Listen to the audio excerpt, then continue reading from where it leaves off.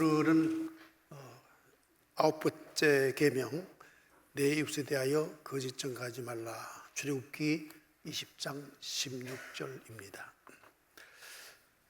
우리가 최초의 그 교만한 행위를 하게 된 것도 사탄이 우리를 거짓말로 속여서 범죄하게 함으로 말미암아 교만하게 되었죠. 그래서 하나님의 영역에 그만 우리가 침노를 하게 되었습니다. 우리가 선악과라는 개념을 바로 아셔야 될 것 같은데, 보통 선악과가 뭐 사과냐, 뭐 어떤 사람은 무슨 뭐냐 이렇게 과일의 이름을 대면서 선악과가 그런 것이냐 이렇게 묻습니다. 그게 아니고 선악과는 하나님의 영역이, 신령한 하나님의 영역이 있다. 하나님의 영역이 있다. 동산조항이지 않습니까? 동산조항이 하나님의 영역이 있다. 이 하나님의 영역에 도전하지 마라. 하나님의 영역은 하나님의 영역으로 신령한 하나님의 영역을 두어라 하는 것이었죠. 그런데 만약에 그 하나님의 영역에 침노하거나 도전하면 정령 죽으리라 이렇게 말씀을 하셨습니다.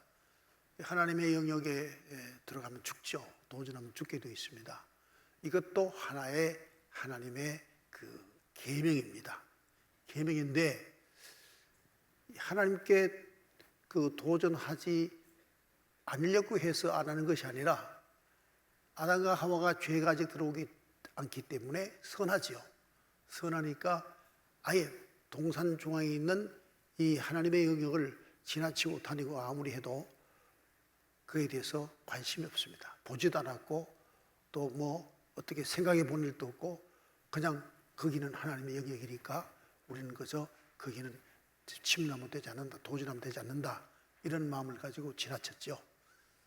그런데 이제 속인단 말이죠. 아니다. 정령 죽지 않는다. 너희들이 먹어봐라. 눈이 밝아져 하나님처럼 된다. 이렇게 말합니다. 그러니까 이제 하나님께 도전해서 하나님께 겨려라 이런 뜻이죠. 그런데 문제는 뭐냐? 여기 침노를 했더니 결과가 뭐가 남았느냐? 선악이라, 선악. 선악을 아는 너희들도 선악을 아는 자가 되었다. 이런 말씀하지 않습니까? 그럼 여기서 왜 선악과라 그리고 선악이라 그러느냐 하면은 히브리 말에 야다라는 말이 있습니다. 그러니까 이것은 너도 늘 선만 했는데 여기 도전하는 분으로 말미암아 악도 경험되었으니 경험입니다. 경험되었으니 결국은 선악을 다 행동하게 됐죠. 체험하게 됐죠. 그러므로 너희는 약속대로 첫째, 자의적으로는 하나님이 두려워서 피하게 되었고, 그 다음에 타의적으로는 하나님의 계명에 의해서 관계 단절이 됨으로 말미암아 결국은 지옥으로 갈 수밖에 없는 존재로 전락하고 말았던 것이죠. 그래서 이 사탄이 우리에게 늘 와서 전하는 모든 유혹은 다 거짓이다.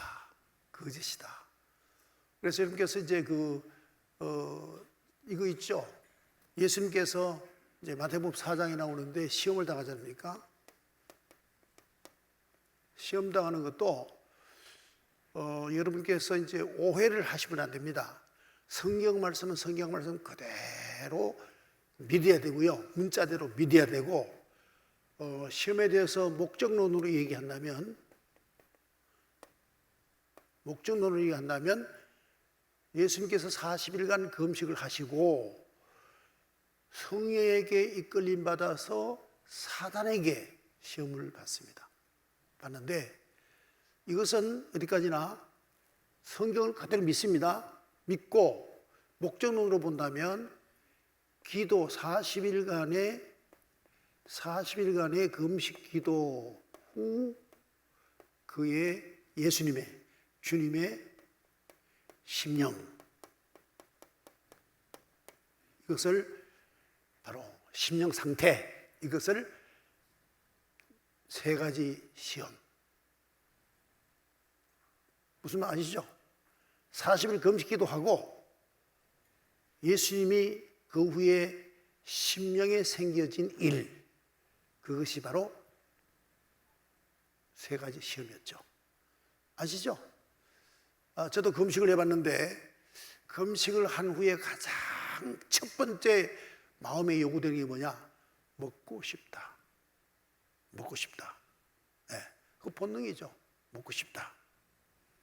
그런데 먹고 싶다고 해서 40일 금식한 후에 뭘 그냥 먹으면 죽습니다.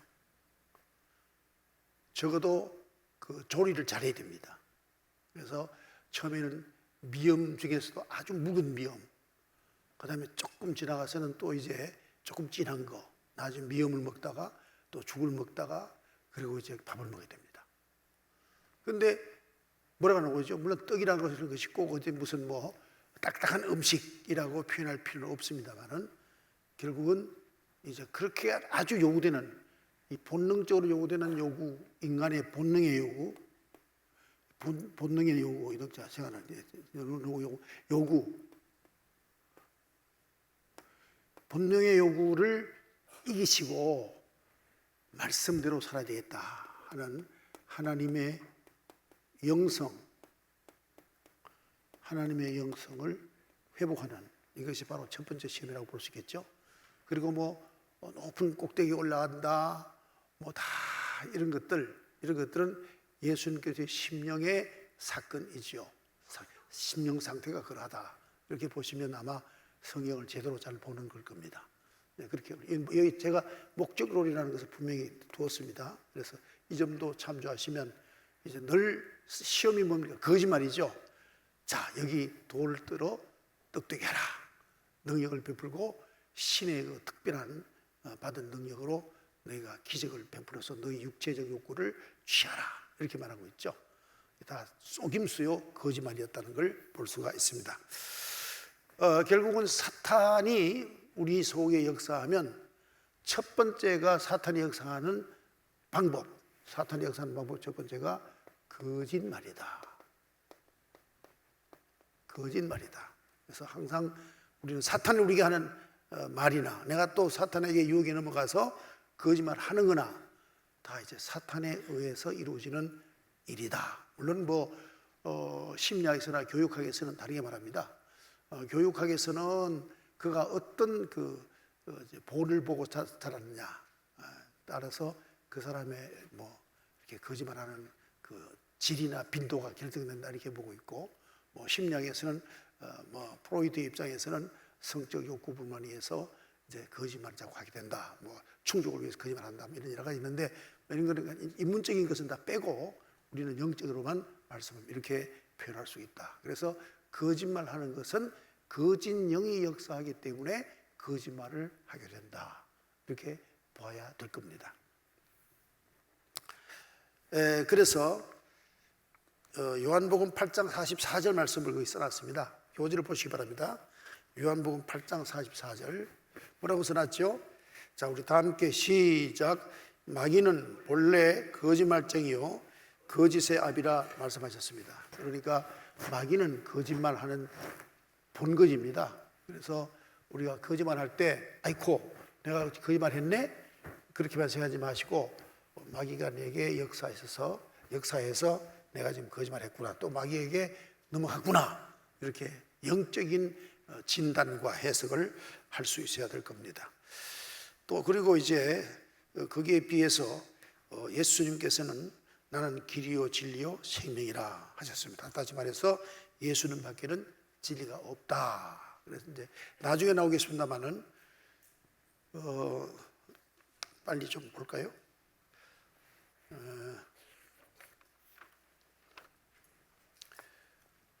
예, 그 거짓말하는 것은 아기를 품었기 때문이라는 그쪽을 보시기 바랍니다. 거기 보면은 이제 그 위정을 세 가지 단어로 표현하는 게 있죠. 비아볼로스라는 말이 있고, 비아볼로스 중상 혹은 모략할 때 이제 하는 말이고요. 그 다음에 그 브라스페미아라고 하는 말이 있죠. 예, 브라스페미아를 하고, 세 번째는 백바이핑이라는 말이 있습니다. 세 가지가 있죠. 예, 세 가지 있는데 이것이 이제 거짓말을 헬라어로 나누면은 이렇게 세 가지로 나눌 수 있다는 거죠. 우리가 우리 한국말을 우리가 좋아하고 또 한국말이 세계에서 가장 위대한 말이라고 자랑도 하지만 한국말은 소리 나는 대로 말하는 말이기 때문에 뜻이 없어요. 뜻이 없어서 사실 좀 약점이 많습니다. 그런데 우리가 보통 그 히브리어나 헬라어를 보면 사랑도 여러분 여러 가지 있지 않습니까? 쉽게 말하면 에로스도 있고, 에로스도 사랑이에요. 우리는 에로스를 사랑이라고 표현하잖아요. 그런데 실제 그 헬라 말로 말하면 에로스라고 그러죠. 성적 사랑이다. 그 다음에 아카페라고 하는 말은, 아카파이 이런 말은 이것은 희생의 사랑이다. 예. 그 다음에 이런 말이 우리는 같은 사랑이라고 표현하지만은 헬라어는 다 그 다른 의미가 있는 걸 분석해서 의미에 따라서 말이 다른 것 같이 바로 이제 거짓말이라는 것도 이렇게 다 이제 다르게 이제 표현하는 것을 보게 된 겁니다. 여러분 우선 그쪽 가서 몇 가지 좀 보고 넘어가도록 하겠습니다. 비아볼로스는 뭘 말하느냐? 다른 사람의 훼손기 위해서 거짓 선전하는 행위. 다른 사람을 훼손기 위해서 거짓 선전하는 행위. 뭐 이를테면 상업하는 사람들께 말씀드릴 수 있는데, 저 집 물건은 가짜다. 그리고 우리는 진짜다. 똑같은 물건을 팔면서 그래서 훼손하는 거죠. 가짜다. 이렇게 이제 훼손하는 경우가 이제 있습니다. 또 이제 그 허위 사실을 유포하는 것. 이거 참, 여러분, 뭐, 10,000명 교회, 뭐, 5,000명 교회, 10만 명 교회, 그거 아무것도 아닙니다. 사탄이 한 사람에게 들어가면은 거짓말을 유포합니다.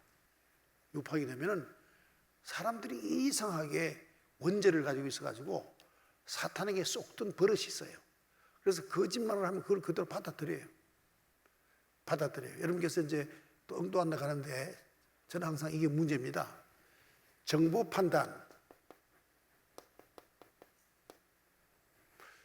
판단이 요즘 지혜입니다.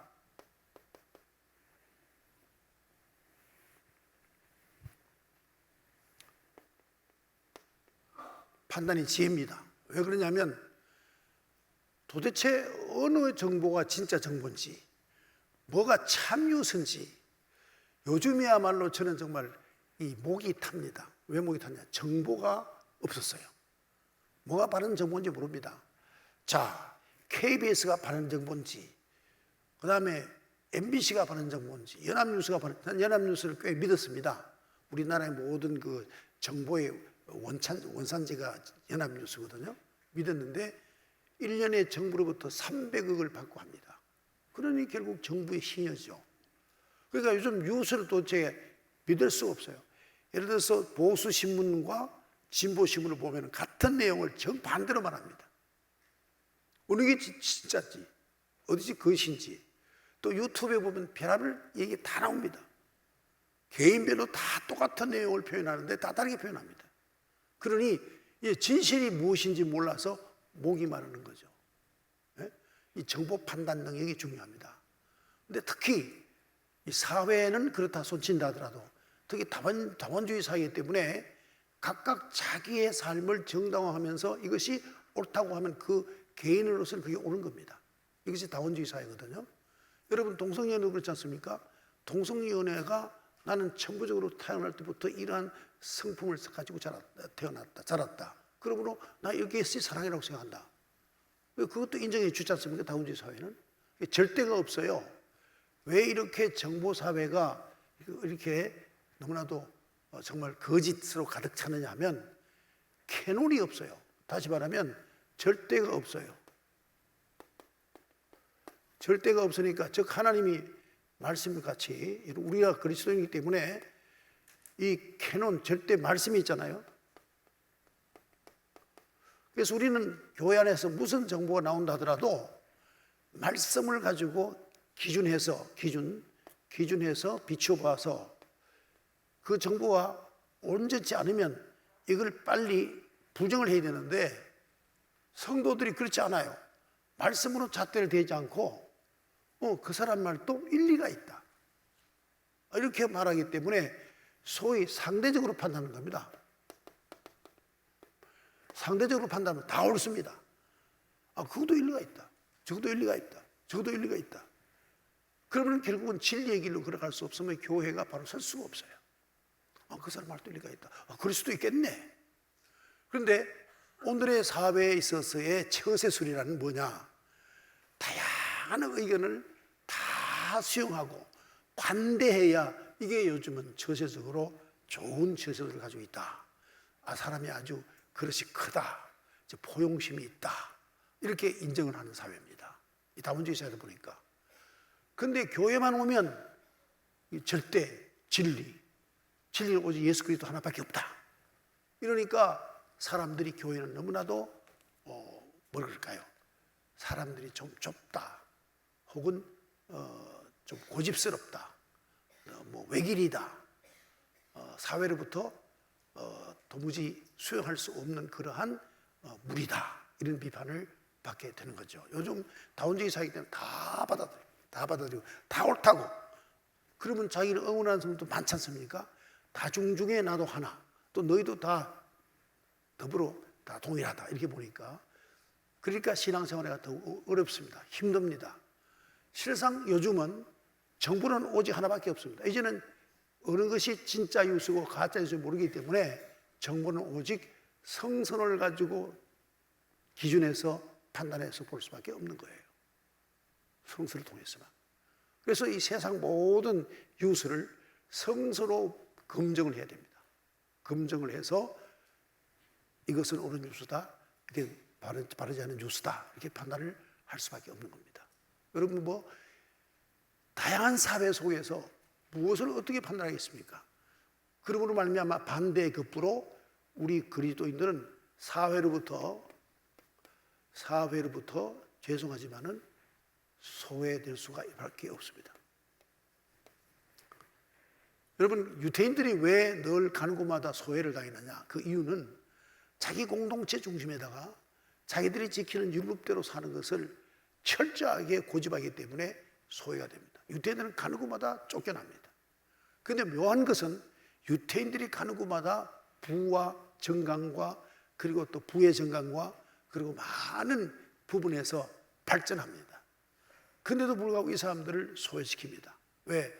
자기들과 어울리지 않는 자기들만의 독자적인 자기들 공동체를 만들어 살기 때문에 유대인들이 항상 사회로부터 소외를 받았습니다. 이와 마찬가지로 진실한 그리스도인은 사회로부터 소외를 받습니다. 그러나 실제 알고 보면 하나님께 인정을 받습니다. 하나님께 인정을 받기 때문에 하나님의 축복으로 살아갑니다.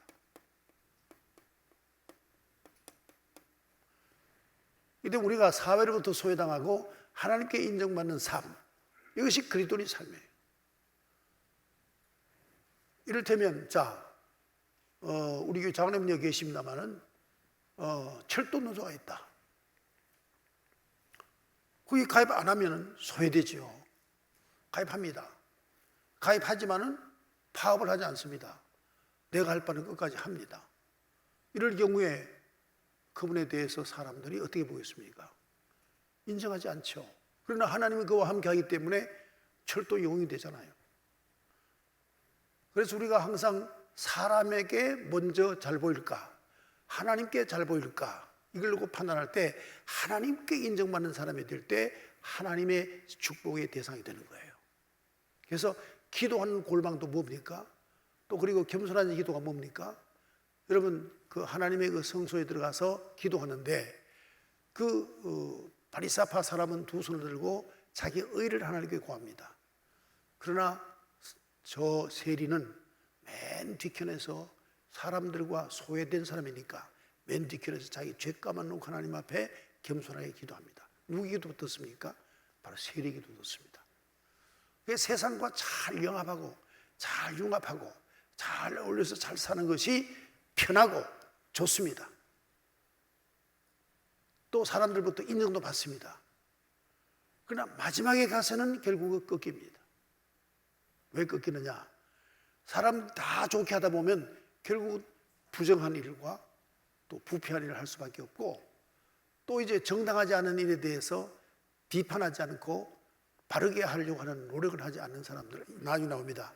거짓말 중에 침묵이라는 거짓말이 있어요.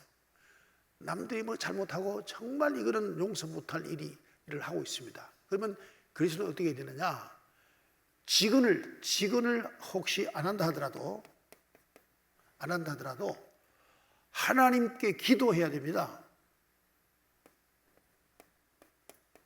기도해야 되는데 하나님께도 안 해야 되는데 하나님께도 안 하지도 않아요. 침묵해버립니다. 그러면 결국은 그 부정한 행위가 나중에 큰 사회 문제를 만들어서 사회를 아주 어렵게 만들게 되죠. 그 부류에 같이 어울려져야 이제 직장 생활도 편하고 서로가 협조 관계가 되는데, 그게 안 되면 참 어려움이 많죠.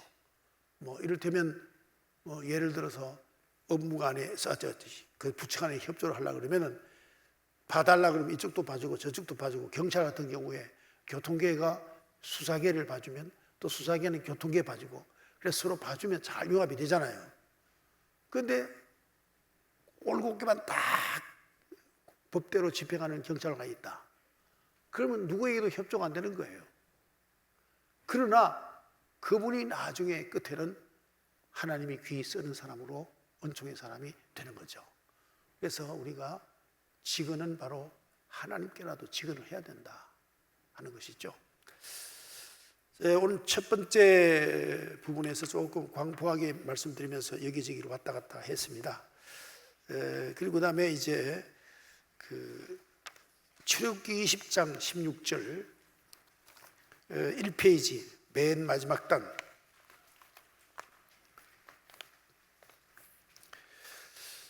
거짓말, 비진리를 말하지 말아라. 이게 출애굽기 20장 16절의 거짓말은요, 비진리를 말하지 말아라 하는 것입니다. 비진리를 말하지 말아라. 이 말은 무슨 말인가 하면은 특별히 랍비들이 이 말에 대해서 굉장히 관심을 가져야 될 겁니다. 진리가 아닌 말을 진리인 척 하면서 말하는 사람이 있습니다. 그래서 가장 중요한 부분이 하나님의 말씀을 모르면서 자의 해석하는 사람들이 많습니다. 특히 이제 기도원 같은 데 보면 신학교 문 앞에도 가지 않습니다. 그러면서 어느 날 성령의 은사를 받았다 그래서 기도원 원장이 되는 거죠. 왜냐 그러면 일단은 안수해서 사람 한둘만 병이 낫게 되면 그 사람이 또 떠들게 되고 전하게 되고 소문이 나서 오게 되는 거죠. 이 사람도 결국은 매일 기도만 하는 게 아니라 성경 놓고 설교를 하는 겁니다. 신학을 공부 안 했으니 도무지 성경이 어떤 뜻으로 말하는지를 이해를 못합니다. 여러분, 진리를 바르게 전하지 못하는 경우 어떤 경우냐 하면 성경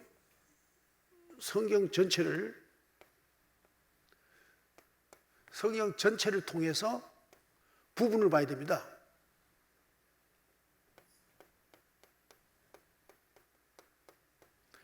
다시 말하면 성경 전체 뜻이 뭐냐?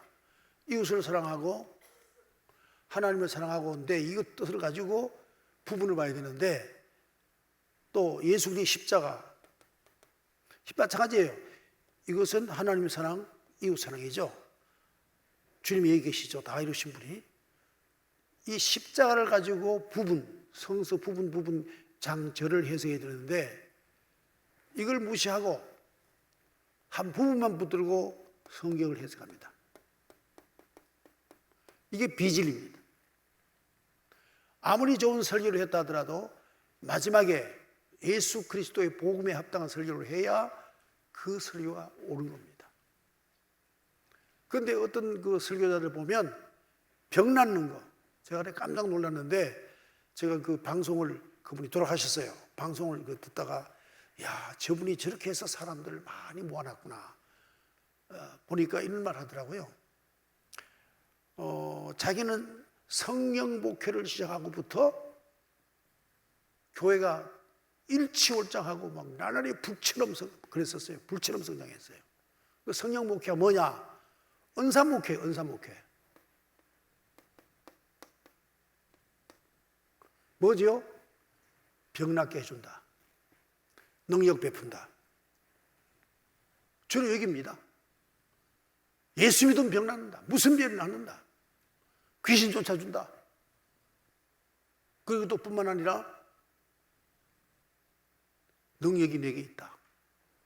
이렇게 목회했더니 사람들 많이 모이더라. 맞습니다. 이런 목회하면 사람 많이 모입니다. 그런데 문제는 여기서 은사 목회에서 문제는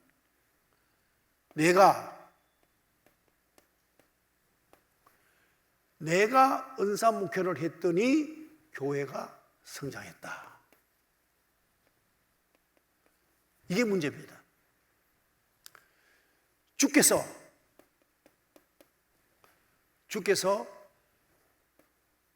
종을 통하여 통입니다. 통.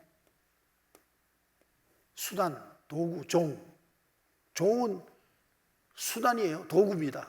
통해서 목회하시니 목양하시니 교회가 건강하더라. 이렇게 해야 이게 바른 성서적인 예수님께서 목자와 양의 비유에 말씀하신 포도나무 비유 말씀하신 다 통하는데 내가 은사 목회를 했더니 교회가 성장했다. 결국 자기가 능력자입니다. 이런 곳에 사람들이 엄청 모입니다. 왜? 거짓말 하니까. 거짓말은 달콤합니다. 거짓말은 달콤합니다. 또 자꾸 이렇게 자기 능력을 이렇게 간증하든지 이렇게 말하다 보면 자꾸 플러스가 돼요. 자꾸 플러스 계속 플러스 불어요. 나중에 나옵니다.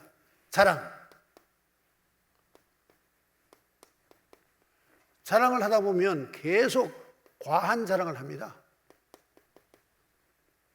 그래서 자꾸 부릅니다. 부르나다 보면 거짓말을 자꾸 합니다.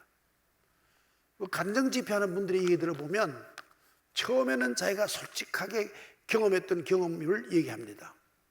그러다가 교회를 옮겨가면서 아멘 소리도 더 많이 나오게 만들고 더 은혜를 끼쳐야 되지 않겠는 생각이 나서 거짓말을 자꾸 못합니다. 자기 했던 그 경험을 자꾸 이렇게 부풀려서 얘기합니다. 그러다 보면 사람들이 감동해서 아멘 하고 많은 사람들이 은혜를 받는 척합니다. 실제 은혜를 받지 않는데 척합니다. 그런데 자신이 거짓말죄가 되어 있습니다.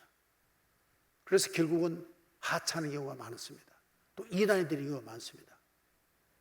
그래서 우리가 이게 여러분들도 제가 무슨 말 하다 얘기하냐면 진리가 아닌 것을 전하는 게 거짓말이다. 은사 목회, 성경의 로마서 12장에 고전 12장에 있는 은사론을 가지고 목회를 했더니 교회가 성장하더라. 이 은사론이 어디하고 통해야 되느냐 하면 요한복음 3장 16절하고 일치가 되어야 되는 거예요. 여러분 미국의 선교사가 우리나라 와서 맨 처음 가르치는 게 뭡니까? 요한복음 3장 16절이에요. 노래도 있죠. 하나님이 세상을 이편사랑하다 독생자를 주셨으니 멸망치 않고 영생을 얻을. 노래도 있지 않습니까? 그만큼 선교사들이 전했던 것은 그분들이 왜 한국에 선교사로 왔느냐. 미국 같은 경우는 무디의 그 특별한 그 은사가 받은 무디잖아요. 무디의 복음적 부흥회가 굉장히 부물일 때 젊은 사람들 은혜 받고 세계로 복음 전파를 나갔던 거죠. 그랬던 사람들이기 때문에 복음의 핵심을 가지고 돌아왔습니다. 그것이 바로 여러분 잘 아시는 요한복음 3장 16절입니다. 네, 그런데 그게 결국 마지막에 십자가죠. 십자가 얘기, 하나님의 사랑, 십자가 얘기합니다. 그래서 이제 그걸 얘기하는데 여기는 은사 목회는 한 부분. 자, 병나게 해줄게. 귀신 쫓아내줄게. 그리고 또 골렁이 있게 해줄게. 무슨 표적을 나타낼게. 이런 것은 은사는 하나님의 일을 하기 위한 십자가 지기 위한 하나의 빵션, 기능일 것 뿐이지 결코 은사 자체가 목회라고 볼 수는 없는 거죠. 근데 이렇게 목회했더니 엄청난 성도가 모였다. 맞습니다. 그 교회가 엄청나게 모였습니다. 그런데 죄송하지만 그 사람이 어디에서 신앙을 배웠냐면 베레아라고. 베레아. 누구지요? 김기동. 성락 침례교회 있잖아요. 거기서 성경 공부한 사람이 이 사람. 우리나라의 두 번째가 나면 서울은 큰 교회를 만들어 놨습니다. 죽었습니다. 이런 것들을 판단을 성도들이 못해요. 못하고 하나님 말씀을 들으면서도 판단을 못해요. 그냥 목사가 전하면 전하는가 보다. 목사가 전하기가 진리인가 보다. 그러고 들어요. 그래서부터 이제 거짓말하는 영이 목사에게 역사해서 성도들을 속이고 그리고 하나님의 뜻이 아닌 말씀을 전하게 하고 믿게 하는 거죠. 그러니까 영적 성장이 안 되는 거예요.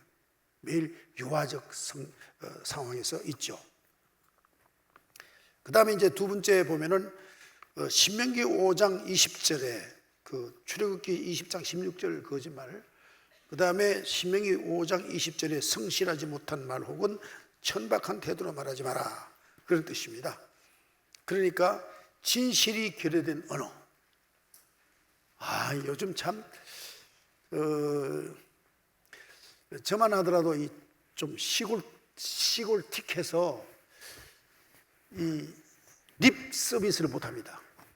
그걸 좀 배워서 목회에 적응하면 아주 은혜가 더 좋을 텐데, 네? 저는 보니까 이 노회 같은 데 가거나 이렇게 가면은 저보고 다 형님이라 그래. 형님. 내가 언제 너 같은 동생 뒀어? 형님, 목사인데 왜 형이야 내가 너한테? 형님 그러면서 막 친절합니다. 그럼 뒤에 가서는 이제 뒷담화 치는 거죠. 네? 자기 할 말 다 하고 비판하고 욕하고 그러죠. 저도 처음 할 줄 알면 좋은데 강장로님 안녕하십니까? 장로님 없으면 교회가 무너집니다. 장로님 정말 최고십니다. 어찌 그리 믿음이 좋으십니까? 이래주면 얼마나 좋겠어요. 그걸 할 줄 몰라요. 네? 그러면 당연히 훨씬 은혜스러울 텐데. 우리 장로님 안 계시면요 교회 진짜 완전 없는 겁니다. 장로님 계시니까 교회가 생존하는 겁니다. 은혜스러운 장로님. 그럼 좋겠는데 그 말을 할 수가 없어요. 왜 할 수 없느냐? 마음은 그렇다 하더라도 표현하면 저 사람을 넘어뜨리게 하는 겁니다. 결국은 그 말이 칭찬이 아니에요. 교만하게 만들어요. 넘어지게 만들어요. 그런데 이게 계속 립 서비스는 강도가 높아져야 효력이 있어요. 처음에는 예쁘다고 그러고 지나가요. 그 다음 만나가 예쁘다고 똑같이 맨날 예쁘다 그러는 거예요. 더 예쁘다, 최고 예쁘다 그래요. 짱이라 그러든지 점령을 하면 나중에 뭐 되겠어요? 끝이 한도 없죠. 그래서 희화적 말이 되는 겁니다. 그래서 그것들은 바로 거짓말에 속한다 하는 것입니다. 그 다음에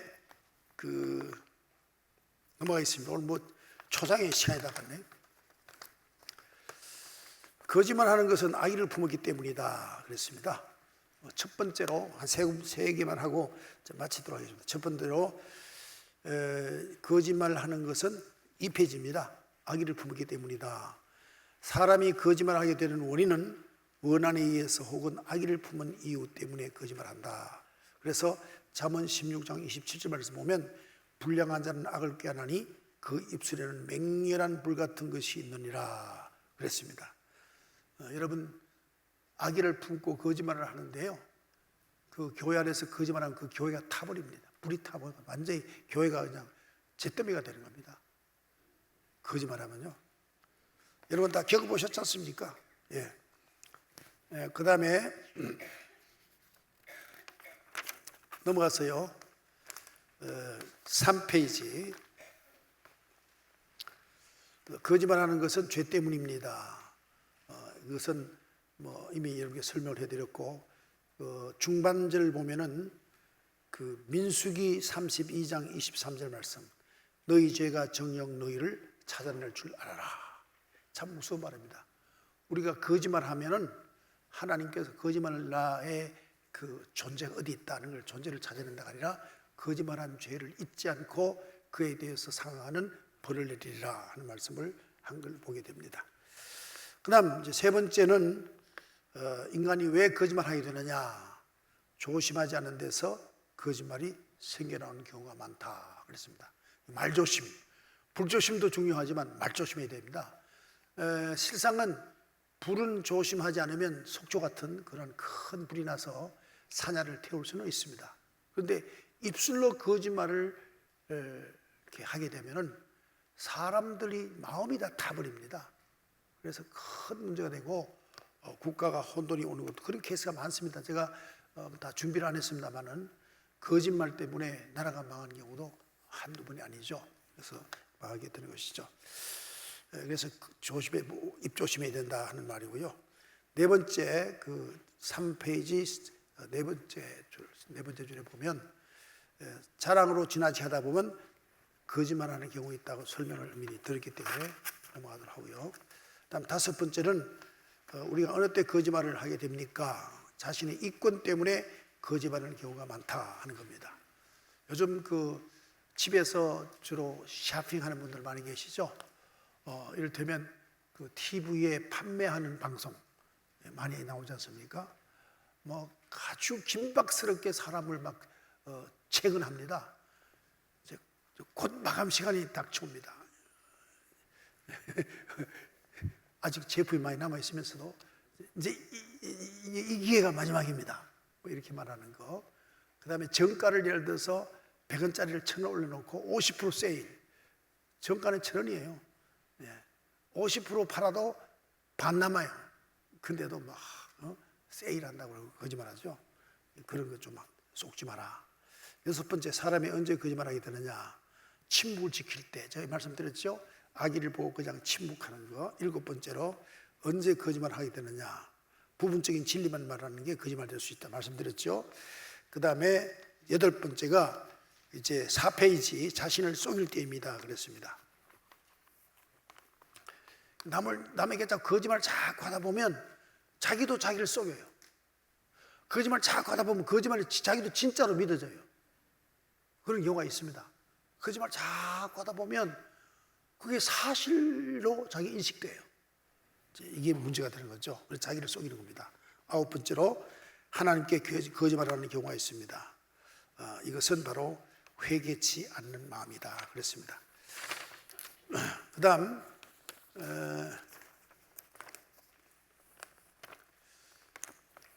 9계명에 가르치는 교훈 5페이지입니다.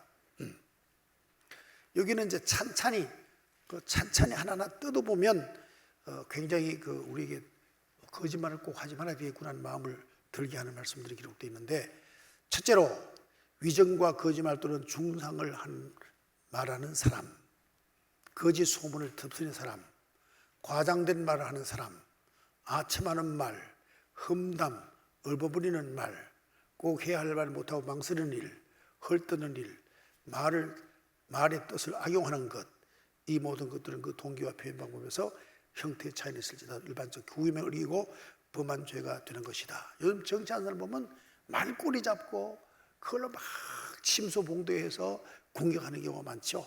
정말 거짓말이 이 세상에 관영한 것 같아요. 둘째는 천사장 가브리엘이 생활에서 일을 한다 해도 그도 모략과 중상을 받을 것이다. 너무나도 모략 중상이 많아서 이런 표현을 하고 있다고 볼 수 있습니다. 그 다음 넘어가서요.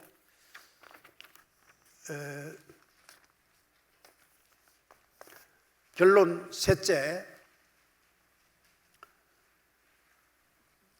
일하지 않고 문제만 만드는 자들의 혀는 삼손의 여우꼬리 같다 그랬습니다. 참 이 말은 중요한 말인데요.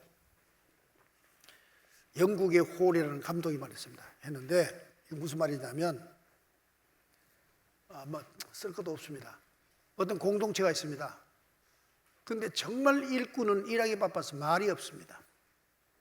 그런데 일하지 않는 사람들이 돌아다니면서 말을 만듭니다. 그래가지고 일하는 사람들 전부 마음을 상하게 만들어서 공동체가 무너지게 만드는 거죠. 그래서 교회도 일꾼 교인이 있고 말꾼 교인이 있어요. 일꾼 교인은 그래서 말없이 열심히 일만 합니다. 근데 말꾼 교인은 일은 전혀 안 하고 말만 계속하고 다닙니다. 근데 그 말이 유익한 말이냐? 하나님 앞에 유익하지 않는 말 하는 거죠. 그 다음에 이제 성경 구절을 몇 개 좀 봐야 될 게 있는데, 여기 지금 시편 6페이지 큰 단 바로 밑에 네 번째 거짓말하고 중독하는 사람들 말입니다. 시편 5편 6절, 하나님께서 거짓말하는 자를 싫어하시느니라고 되어 있습니다. 하나님은 거짓말하는 자를 좋아하지 않습니다. 그리고 시편 101편 5절에 보면 그 이웃을 거기 허는 자를 내가 멸할 것이요 눈이 높고 마음이 교만한 자를 내가 용납치 아니하리라.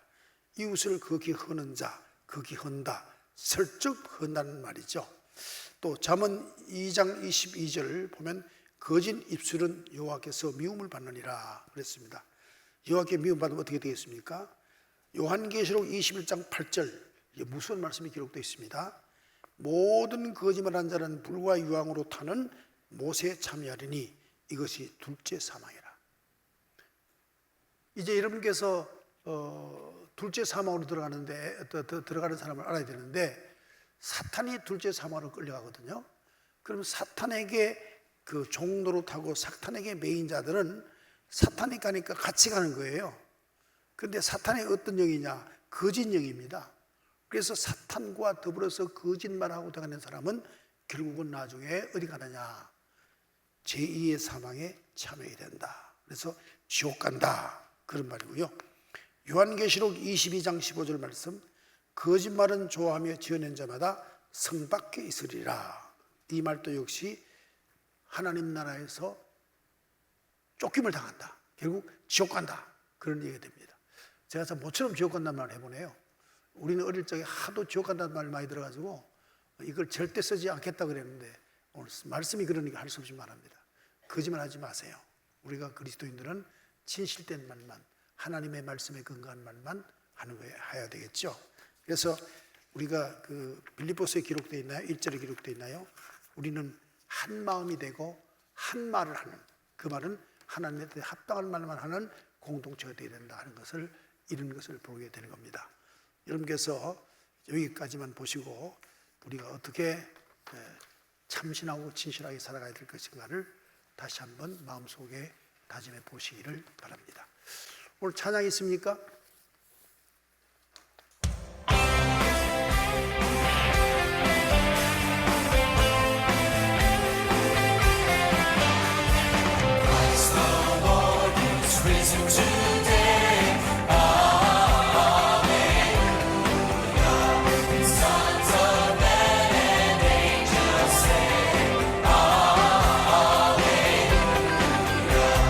Raise your joys and triumphs.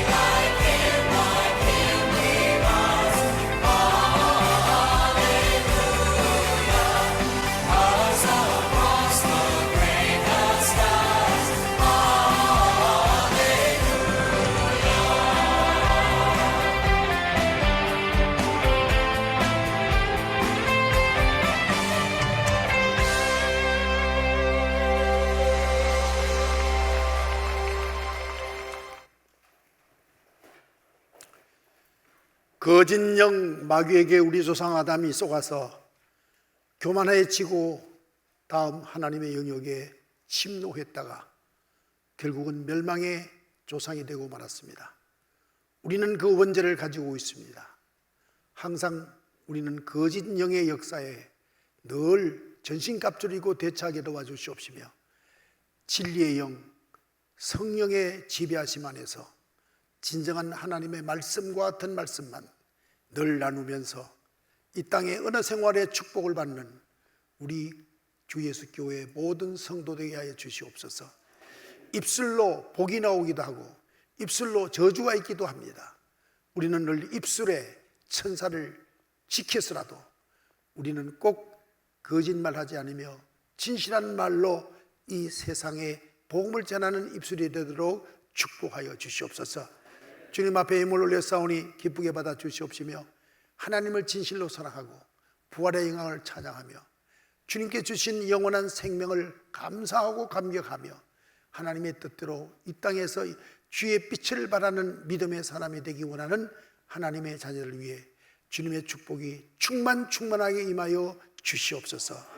우리 주 예수 그리스도 은혜와 하나님 아버지의 그 크신 사랑과 성령님의 교통하여 주심이 오늘 진실된 말과 하나님의 뜻대로 말하며 하나님의 뜻을 이루고자 하는 주님의 자녀들 위해 영원토록 함께 계시기를 축원하옵나이다. 아멘.